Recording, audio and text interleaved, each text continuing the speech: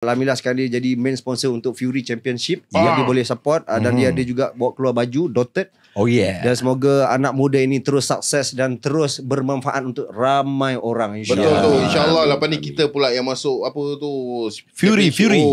bersapai muka. Jangan lama. Kau dah bersedia nak masuk? Bukan bidang kita tu. Bukan tu. Bidang kita bercakap.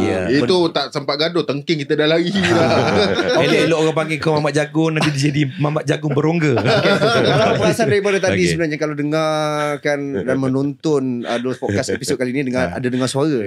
Sebab kita sebenarnya video kita belum keluarkan muka dia. Betul. Tak apa, biar berteka-teki siapakah dia. Tapi dia ni hari ni aku sangat berbesar hati kerana dia sendiri yang minta dan bertanya kepada aku balik masa dekat Mekah itu hari. Allahu Akbar. Jadi tak bang nak panggil saya ni datang dulu podcast. Dia ingat lagi Cak. Sebab itu dia jadual tak kena, tak ngam. Betul lah, dia very busy man. Very busy man. Tapi hari ni dia dapat datang ke sini dan dia pun sebenarnya berada di studio ni daripada episod pertama sampai sekarang ni sebenarnya. Betul, di belakang kita. Dia belakang kita.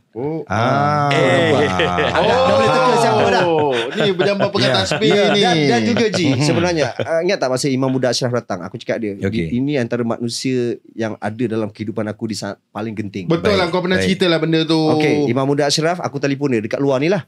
Masa arwah Sarah nak dihantar ke hospital. Selepas telefon Imam Muda Ashraf, aku telefon dia ni. Menangis merengek-engek macam budak kecil.